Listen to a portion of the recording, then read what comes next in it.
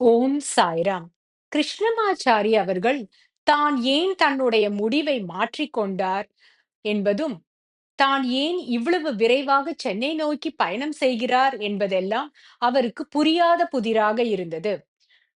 சாலையில் நரசிம்ம சுவாமிஜியையும் அவருடைய நண்பர்களையும் பார்த்தபொழுதுதான் அவருடைய இந்த புதிருக்கு விடை கிடைத்தது. அதாவது இறைவன் நரசிம்ம சுவாமிஜியும் அவருடைய நண்பர்களும் திக்கற்ற நிலையில் சாலையில் நின்று கொண்டிருப்பதால் அவர்களுக்கு உதவும் பொருட்டு தன்னை இப்பொழுது சென்னை நோக்கி பயணம் செய்ய விட்டார் என்பதை அவர் புரிந்து கொண்டதாக கூறினார். இதற்கு நரசிம்ம சுவாமிஜி, ஆம், என்னுடைய கடவுளான ஸ்ரீ சாயிபாபா தான் உங்களுடைய எண்ணத்தை மாற்றி எங்களுக்கு உதவி புரிவதற்காக உங்களை இப்பொழுது சென்னை நோக்கி பயணம் செய்ய விட்டார் என்று அதை ஊர்ஜிதப்படுத்தினார். மேலும் என்னுடைய சாயிபாபா தான் 11 மணிக்கு என்னை சென்னைக்கு பயணம் செய்ய வைத்தார். என்னுடைய நண்பர்களையும் அதே நேரத்தில் பயணிப்பதற்காக அவர்களுக்கு தேவையான காரையும் ஏற்பாடு செய்து கொடுத்தார்.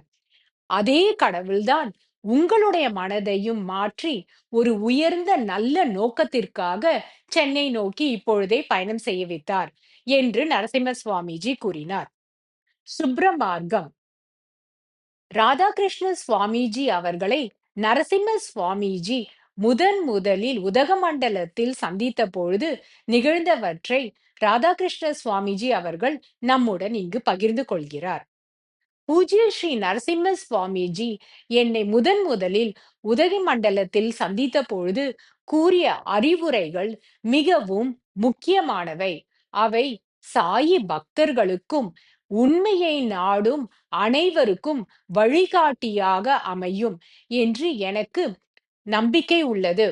அந்த அறிவுரை எனக்கு அளிக்கப்பட்ட தனிப்பட்ட அனுபவமாக இருந்தாலும், எல்லோருடைய நலனையும் கருதி நான் இங்கு பொதுவில் அதை அனைவருக்கும் தெரிவிக்கிறேன் என்று ராதாகிருஷ்ண சுவாமிஜி அவர்கள் கூறுகிறார்.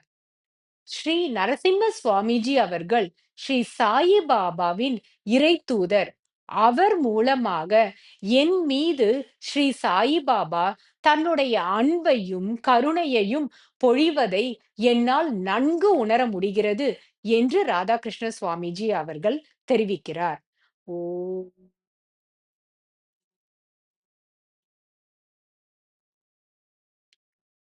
சாய்ராம்.